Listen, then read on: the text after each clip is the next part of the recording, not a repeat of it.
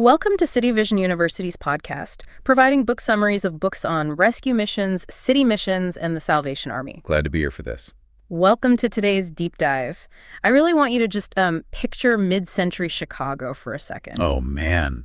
Cold. Very, very cold. Exactly. It's a freezing November night. The wind is just howling off Lake Michigan, dropping the temperature well below freezing.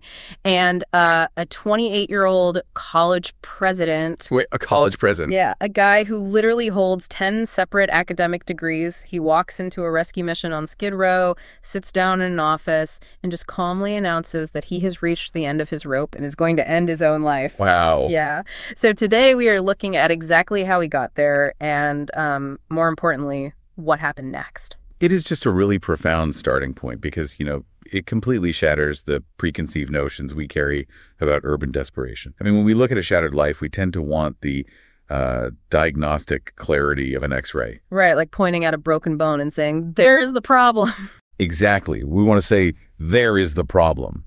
But human collapse is rarely that linear. The fracture lines usually run deep into a person's psychology, their history, and their environment long before they ever physically show up on a street corner. Which is exactly why we are unpacking this specific historical document today. We are exploring a book called I Saw the Cross, and it was written by William Seath and published back in 1969. Right. Dr. Seath was the executive director of the Chicago Christian Industrial League from 1931 all the way to 1963.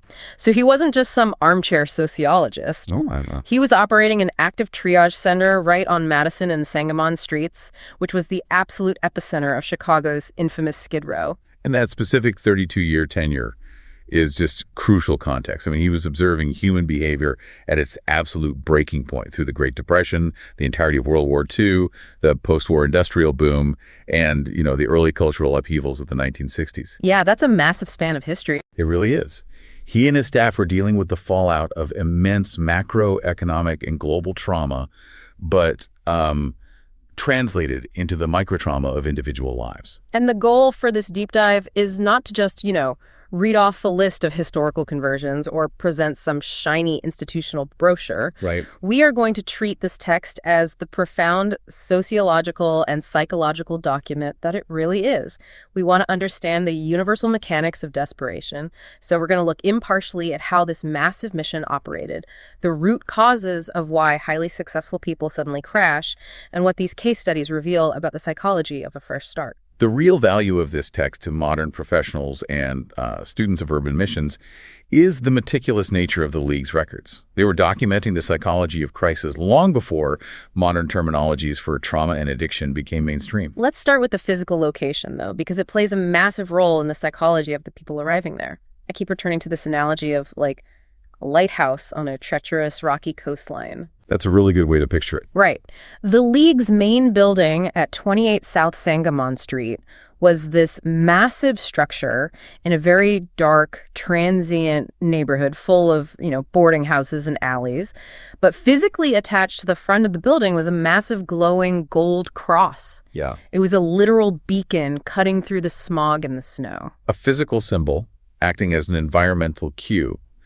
But before we really analyze how that symbol operated on the minds of the people on the street, we should probably establish the origin of the cross itself. Oh, absolutely. Because it really grounds the entire narrative in the reality of the era. Yeah, it wasn't just some architectural afterthought. It was the Alfred Zwicky Memorial Cross. And the history behind it is just incredibly poignant. First Lieutenant Alfred Zwicky of the United States Air Force was piloting a plane over Holland during World War II. Right. And on November 2nd, 1944, he was shot down.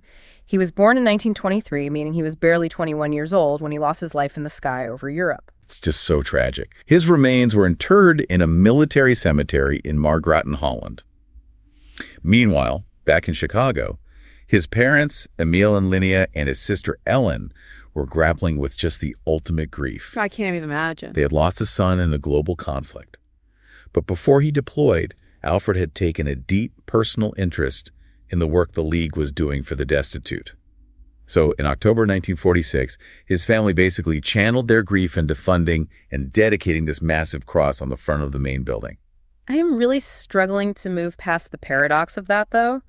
A memorial dedicated to a young man who died fighting a highly visible global enemy in Europe, ends up serving as a triage center for people fighting completely invisible internal enemies on the streets of Chicago. Yeah. War casualties and everyday casualties just colliding at one physical location. It speaks to the democratization of human suffering, doesn't it? I mean, a plane crash doesn't care about the pilot's potential, and a psychological crisis doesn't care about your resume. Wow, yeah. But from a purely operational standpoint, that memorial cross served a fascinating function for the people navigating Skid Row.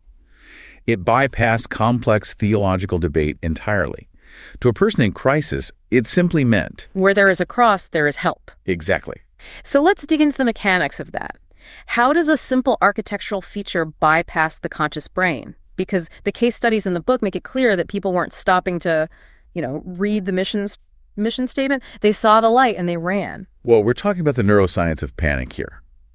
When a human being is in a state of sheer terror, fleeing a threat, or freezing to death, the prefrontal cortex, which is the logical part, right? Right, the part of your brain responsible for logic, reasoning, and reading comprehension, it essentially goes offline. The amygdala takes over. You revert to primal fight-or-flight instinct. It's just pure survival. Exactly. Yeah. In that state, you don't evaluate text.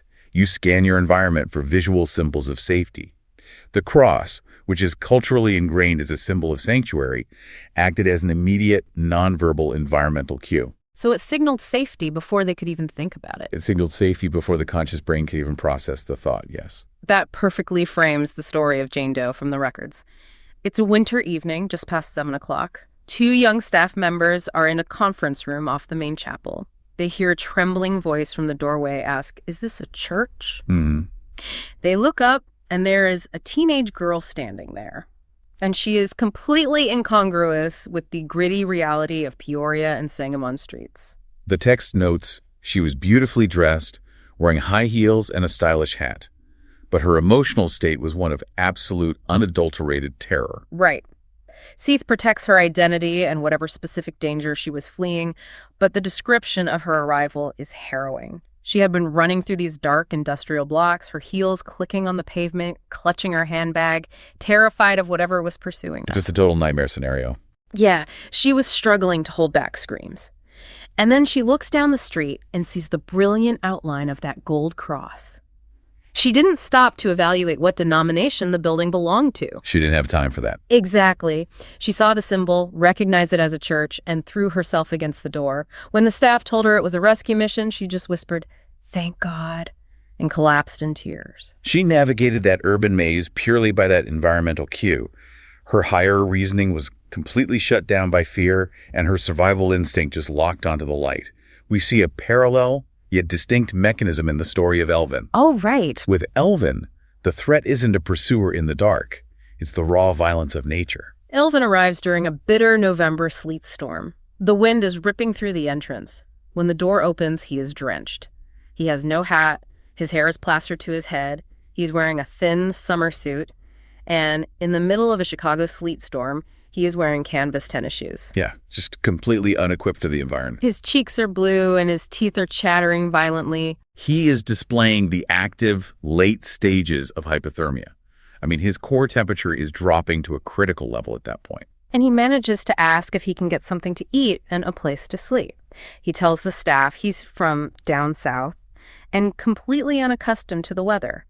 He had walked from another mission, got lost, and was on the verge of simply giving up and freezing to death on the sidewalk. Terrifying. But then he saw the cross shining through the sleet and figured, this must be the place. Notice what he doesn't say, though.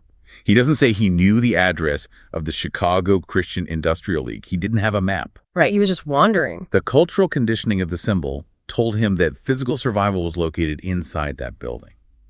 It's a stark reminder that before any psychological or spiritual work can begin in urban missions, the immediate physical environment must broadcast safety. You mentioned earlier how crisis doesn't care about your resume, and I really want to pivot to that because it's a major theme in these records. It is incredibly easy, even for professionals in the field today, to harbor a subconscious stereotype about who ends up on Skid Row. Oh, absolutely. We all do it. We imagine a specific demographic, chronically unemployed, undereducated, perhaps lacking a family support system from birth, but the League's files aggressively dismantle that assumption. The demographic data they collected is staggering.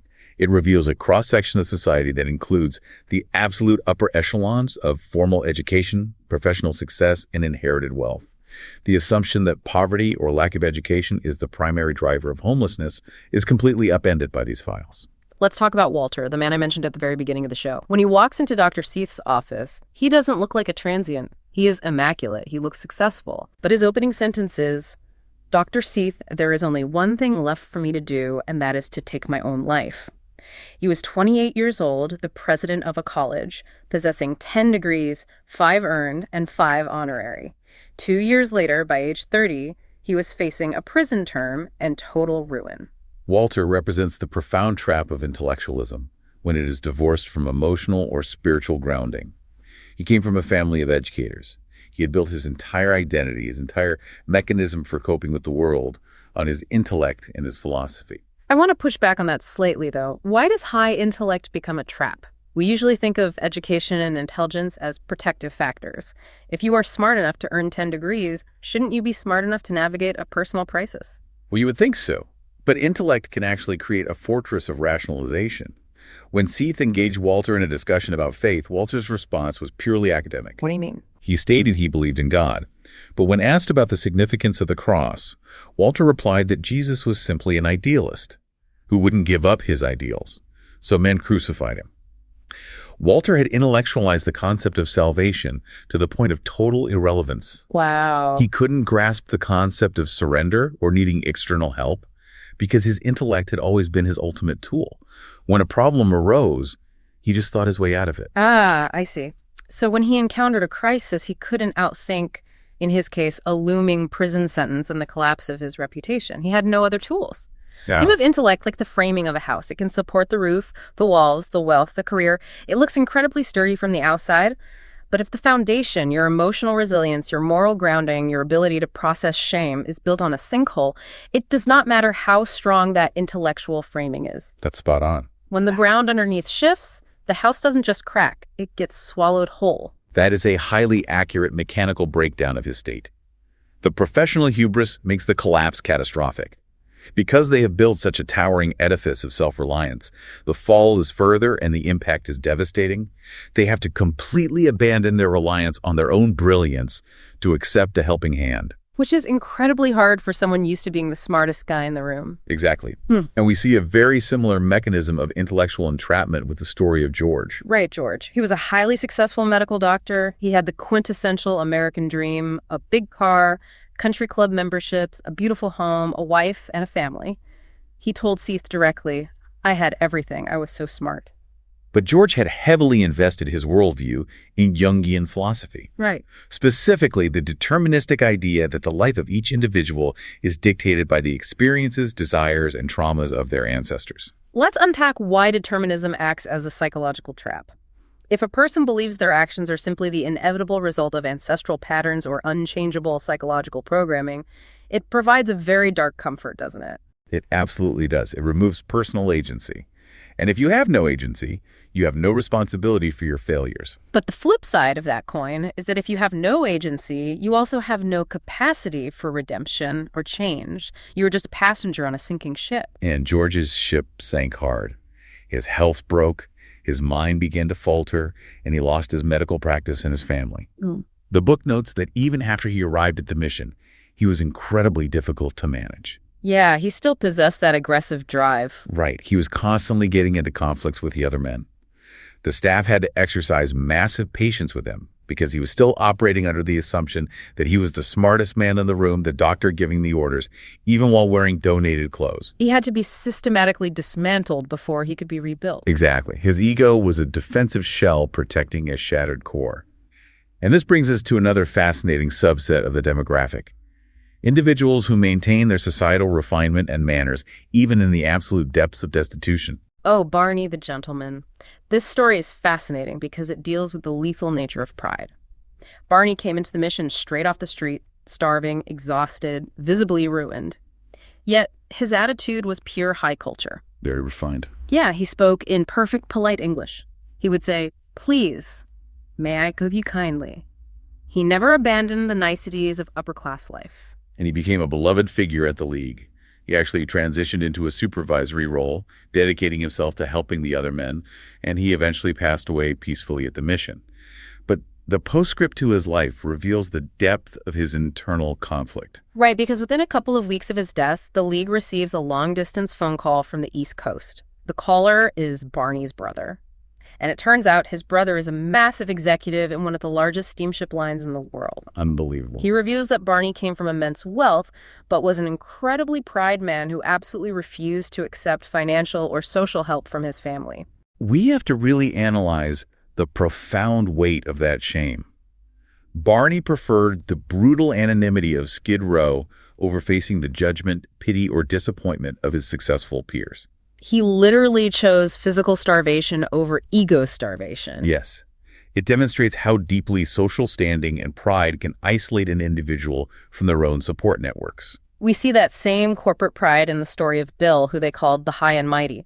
He was a corporate president. He actually called Dr. Seath on a Saturday, drove over to Seath's house in a pristine Cadillac, picked the director up, drove him back to his own luxurious suburban home, took him down into a beautiful finished basement, and just completely broke down crying. He had the money, the wife, the status. But he was hollowed out inside. Synthesizing these profiles, the doctor, the college president, the steamship executive's brother, the corporate CEO, it forces us to confront a vital reality in urban missions. Addiction, grief, and existential crises do not check your bank account balance before they dismantle your life. Okay, I have a major question here, though. If intellect doesn't protect you, if money doesn't protect you, if a loving family doesn't protect you, what is the actual variable? What is the common denominator that brings a vaudeville dancer and a college president to the same freezing alleyway? It's a great question. Because it can't just be random bad luck. And what elevates this book is that the League didn't just rely on anecdotal guessing, they brought in the academics. Yes, the 1962 PhD study, this is where the historical document intersects powerfully with empirical sociology. The League secured funding from a foundation and brought in 2 PhD candidates to conduct a massive, systematic survey of their case records spanning between 1962 and 1963. They analyzed thousands of files, looking for the single basic characteristic of the men who landed on Skid Row. And the ultimate finding wasn't alcohol. It wasn't poverty. It wasn't even systemic economic failure. No, the undeniable common feature was fear. The study concluded that men drank because they were afraid to face reality. They ran away from their homes and deserted their families due to a crushing fear of responsibility. They failed in their professional lives as a direct result of underlying unmanaged fear. I need to push back on this. Fear, that feels incredibly simplistic for a year-long PhD study. Are we saying a highly educated man like Walter, the college president, was just scared? Not traumatized, not suffering from a clinical mood disorder, just afraid. Well, it sounds simplistic until you define what kind of fear we are talking about. We're not talking about acute panic, like Jane Doe running from a pursuer. We are talking about deep existential dread. Okay. The fear of failure, the fear of not measuring up to expectations, the fear of facing the consequences of a mistake, the fear of emotional intimacy. When a person lacks the tools to process that kind of chronic low-grade terror, they develop avoidance behaviors. Alcohol and flight are just mechanisms to anesthetize the fear. That makes total sense when you look at Bob. Bob was a young guy, 28, decent looking. But Seath noted his eyes were completely dead. He was a severe alcoholic. When Seath asked him what his core problem was, Bob didn't deflect or blame his boss or his childhood. He was very self-aware. Right. He possessed a tragic self-awareness. He said, "I'm a drunk. I don't know why I drink. If you can help me find out why, I'll be everlastingly grateful." Bob understood that the alcohol was the symptom, not the disease. The disease was whatever feeling he was trying to medicate. He was drinking to suppress a fear he couldn't even name anymore. Yeah. And avoidance behavior can compound over decades, which is brilliantly illustrated by the story of the Scandinavian seaman. Oh, this story is a masterclass in compounding psychological debt. This is an elderly man with a thick accent who walks into the pastor's office at the mission. He recounts a story from when he was 16 years old, living back in Sweden. He felt a strong internal calling to become a minister, but he looked around his own community and saw how brutally the local pastor was treated.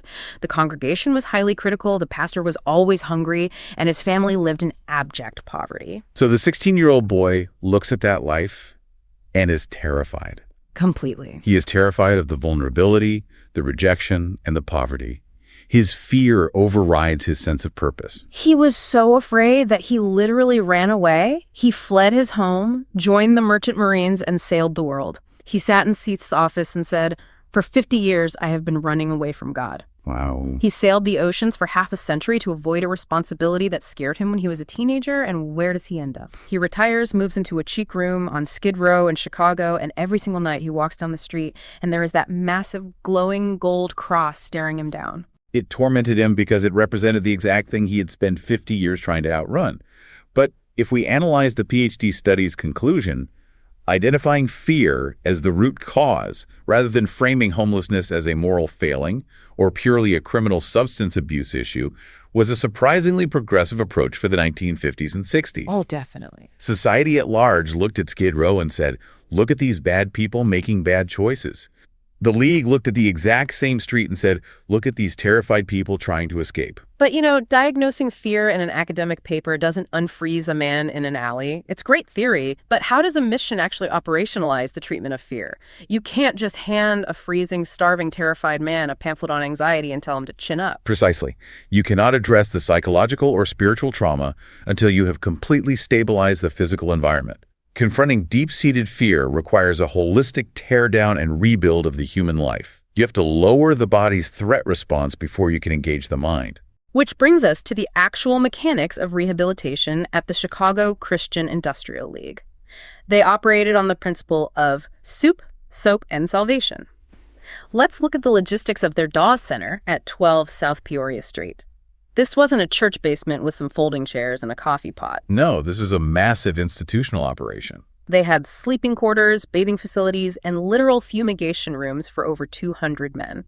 We have to understand the friction of operating a facility like that in the 1950s. Men were coming in directly off the streets carrying lice, bed bugs, and communicable diseases. The triage had to be severe and immediate. They pulled men in, gave them hot coffee to immediately raise their core temperature, physically peeled off wet, freezing, infested clothing, and provided immediate medical and dental services. Yeah. I want to look at the bundle of rags case to illustrate just how extreme this physical turnaround had to be. And we need to look at this clinically because the level of degradation is hard to process. This is the story of the second bill mentioned in the text. Right. Dr. Seath walks into the mission one morning, looks in a corner, and tells the janitor, "Please get that bundle of rags out of the corner. It doesn't look very nice." And the janitor whispers back, "That's not a bundle of rags, it's a man." It speaks to a level of physical collapse where a human form is indistinguishable from debris. The man was covered in a massive filthy beard and long matted hair. He was literally crawling with vermin. The protocol was intense. They had to get 2 resident men from the home to put on disposable old overalls. They had to peel the rags off this man, burn his clothes in an incinerator, burn the overalls the workers were wearing, and scrub him down. And what was the outcome once they cleared away the physical grime? It's incredible. This man, who looked like a pile of trash, was a former superintendent of schools. He had multiple earned academic degrees. But for 3 years, his fear and addiction had driven him to live as a scavenger, eating out of garbage cans and sleeping under bridges. His rehabilitation is a perfect example of the phased mechanical approach. They didn't just give him a shower, hand him a Bible, and push him out the door.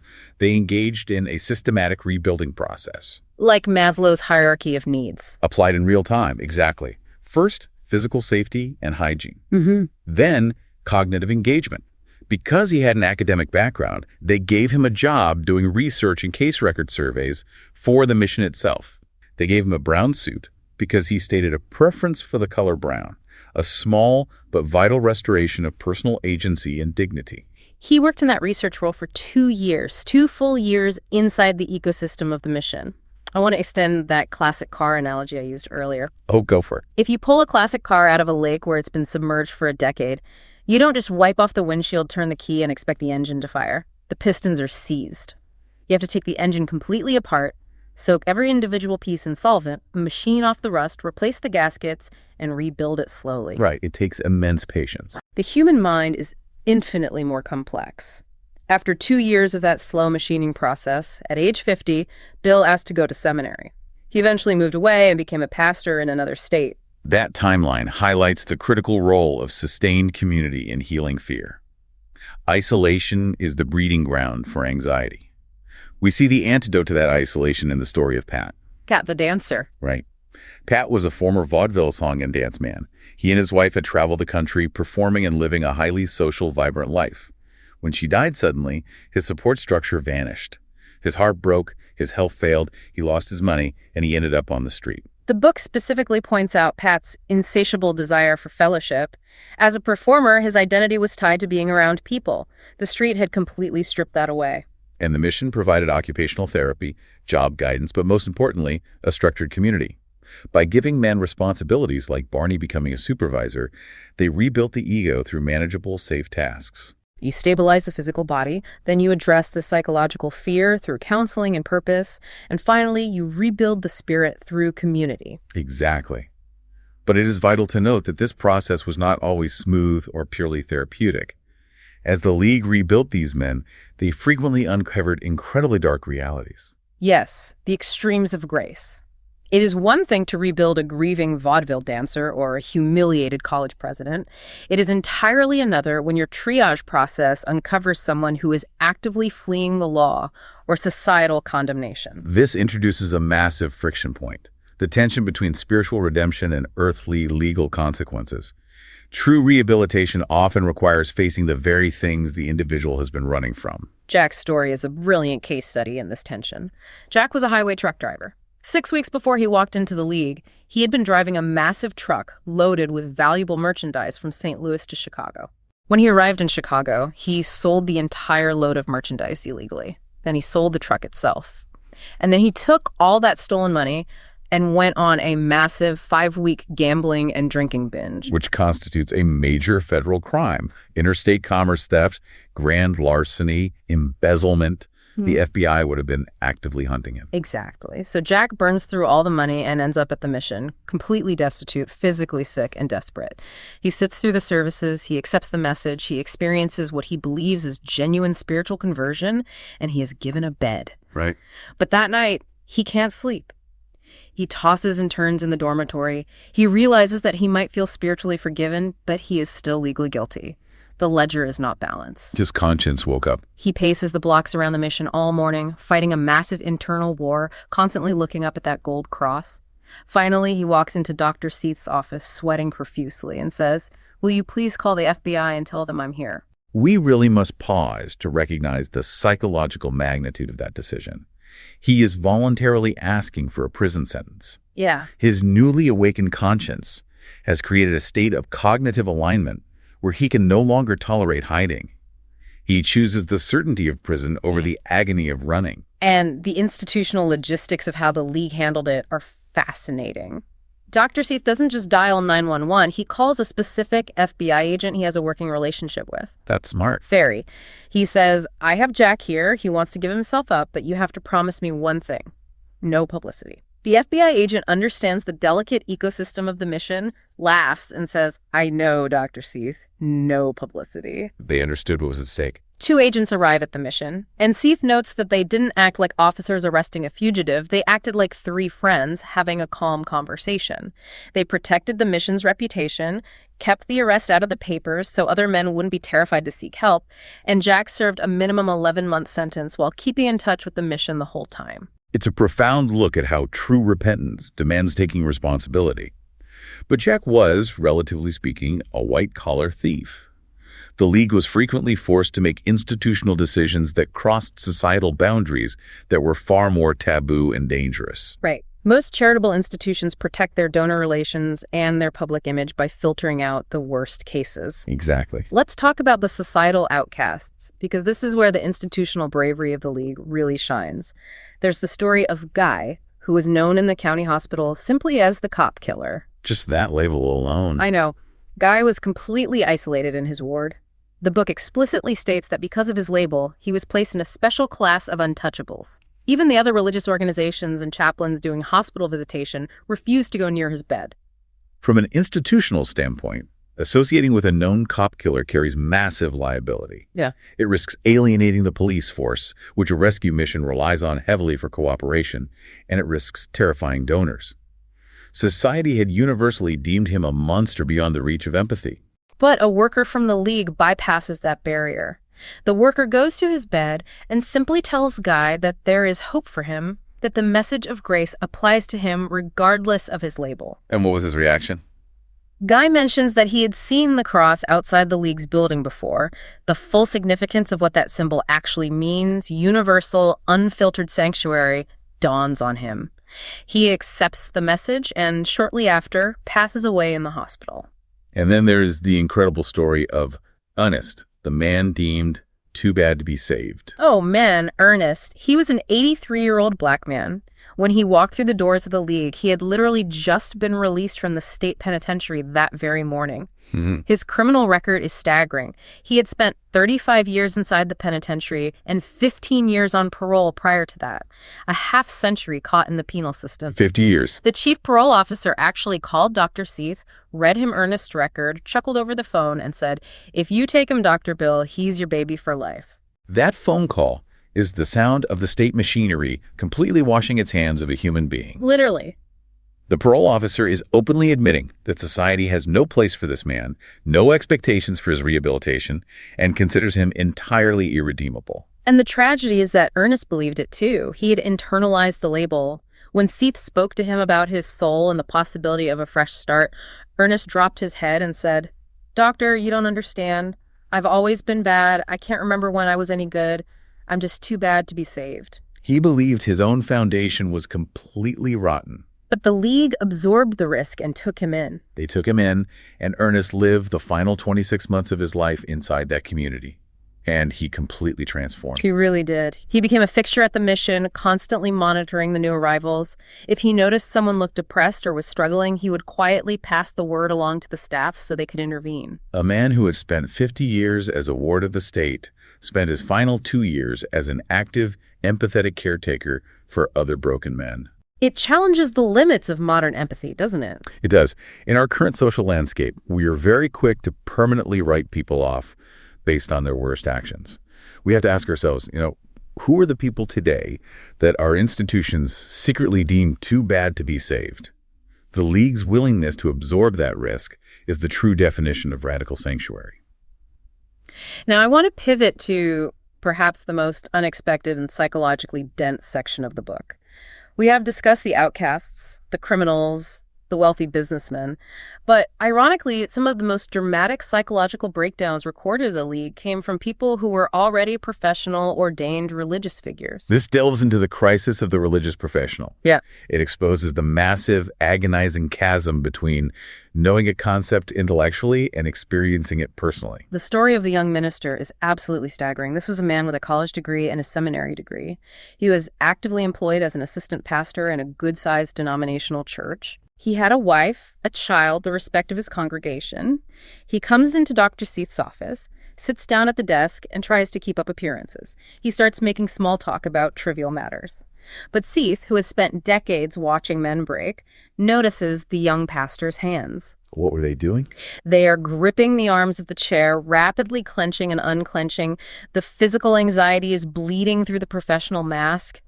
Finally, the young pastor shatters. He bursts into tears, his entire body shaking, and he blurts out a confession of overwhelming temptation and private sin. The professional facade completely collapses under the weight of internal reality. He looks across the desk at Seath with sheer agony in his eyes and pleads, "Dr. Seath, please tell me how to be a Christian." Coming from a man whose literal profession is to explain Christianity to others, that request is breathtaking. It is a total admission of professional and spiritual bankruptcy. The book explicitly notes the tragedy of his education. He had been taught about the Bible. He knew the historical facts about God. He had passed rigorous ordination exams with flying colors. But when he faced the actual raw reality of overwhelming temptation in his private life, his academic theology was utterly powerless to stop him. He had no personal experiential anchor. We must analyze the immense psychological toll of cognitive dissonance here. Imagine the sheer exhaustion of his daily life. Standing at a pulpit every Sunday, wearing the collar or the suit, projecting absolute moral certainty, while internally you are terrified, failing, and drowning in guilt. Exhausting. The burden of hypocrisy is one of the heaviest psychological weights a human can carry because it isolates you from the very community you are leading. You cannot ask for help without destroying your career. I keep thinking about the Grand Canyon metaphor. Imagine a geologist who has spent 10 years in a university studying the Grand Canyon. They have memorized the strata, the erosion patterns, the exact mineral composition of the rock walls. Right. They have passed every exam and written a thesis on it. But they have never actually traveled to Arizona. They have never stood on the edge of the rim, felt the sheer drop-off, felt the wind hit their face, and experienced the actual vertigo of the canyon. They know the facts, but not the feeling. Exactly. They know everything about it, but they have never experienced it. That was this young pastor. He had the theology of salvation mapped out in his head, but he had never stood on the edge of his own ruin and actually jumped into grace. When the academic model failed him, he was forced to seek the experiential model. And the way he seeks it is deeply telling. Seath asks him to pray right there in the executive office. But the young minister aggressively refuses. He shakes his head and says, no, not here. I want to go down into the prayer room in the chapel. Why the chapel? He insisted on leaving the comfort of the office, going down to the exact spot where the transient men off Skid Row knelt, and joining them on their level. His first words in that room were, "Hey God, I am the worst sinner who has ever knelt in this prayer room." He recognized that his titles, his degrees, and his collar were the very things blocking his recovery. He had to symbolically and physically strip them away and approach his crisis with the exact same raw desperation as the men he used to preach to. We see that same psychological tension in the thumbnail sketch of the nervous suburban pastor. Ah, yes, the man hiding his roots. Right. This pastor was a friend of Seath's, and Seath kept inviting him to participate in the noonday services at Friendly Chapel, which was the service specifically for the men off the street. But for weeks, the suburban pastor kept dodging the invitation. He made excuses, he acted incredibly nervous whenever it was brought up, and he refused to come. Finally, he runs out of excuses and agrees to speak. And what happens? He stands up on the platform, looks out at the faces of the men from Skid Row, and he completely goes off script. He confesses his secret to the crowd. He tells them that years ago, his own father was a violent, abusive drunk. He vividly describes memories of his mother lying on the floor in a pool of blood after his father's rages. Wow. But he tells the men that violent father had stumbled into this exact mission, saw the cross, and was radically, permanently changed, completely altering the trajectory of their family's legacy. He was terrified of confronting the origin of his own salvation. He had built a polished, respectable life in the suburbs. He had insulated himself from the grit of his past. Standing in that mission meant acknowledging that his polished present was built on the foundation of a Skid Row miracle. Which is terrifying for someone trying to maintain an image. When he finally owned his messy history, the impact on the audience was massive because it shattered the artificial barrier between the respectable speaker and the broken audience. It grounds the entire concept in reality. To summarize the sheer, staggering scale of what happened under that gold cross on Sangamon Street during Dr. Seath's tenure, the records indicate that over 2 million people attended chapel services. Over 100,000 men and women made a profession of faith. We cannot view those numbers merely as institutional statistics. Those numbers represent hundreds of thousands of individual breaking points, hundreds of thousands of moments of sheer terror, systemic failure, or psychological collapse, met with an environmental cue of safety. And it perfectly synthesizes all the themes we've explored today. The Alfred Zwicky Memorial Cross, placed on that building in profound grief for a young pilot who fell from the sky, stood as a massive, glowing testament to one undeniable sociological truth. And what's that? It does not matter who you are. Whether you are a highly educated college president mapping out your own suicide, a corporate CEO hiding your tears in a Cadillac, a cop killer isolated in a hospital ward, a terrified teenager running in high heels, or a literal bundle of rags freezing in an alley, the human mechanism breaks in the exact same way. It does. And the human need for sanctuary, community, and forgiveness is identical across every demographic. We all possess a breaking point. And when that point is reached, the intellectual frameworks and financial safety nets dissolve. We all need a physical and psychological space where it is safe to collapse, be dismantled, and be rebuilt. To you, listening right now, these historical case studies from a mid-century filing cabinet aren't just relics of the 1950s. They are profound, mechanical blueprints for the possibility of a second act in life. They prove that no matter how deep the sinkhole has swallowed the house, the foundation can be excavated and rebuilt. But studying this history leaves us with a critical, almost uncomfortable reality to ponder about our own era. I completely agree. We live in a highly digital, increasingly isolated modern world. We don't have physical skid rows in the same centralized, highly visible way they did in mid-century Chicago. Today, the desperation is decentralized. We hide our breakdowns much more efficiently now. We do. We camouflage our deep existential fear behind curated social media profiles, relentless work schedules, and distant text messages. So I leave you with this provocative thought to chew on. Go ahead. What is the modern equivalent of that glowing physical cross? In a world without obvious beacons, where do the successful but secretly terrified people run to today when their foundation inevitably collapses? If the clear environmental cues for sanctuary are gone, how do we find or become that light in the dark for each other? It is definitely something to seriously mull over. Thank you so much for joining us on this deep dive into I Saw the Cross. We'll catch you next time.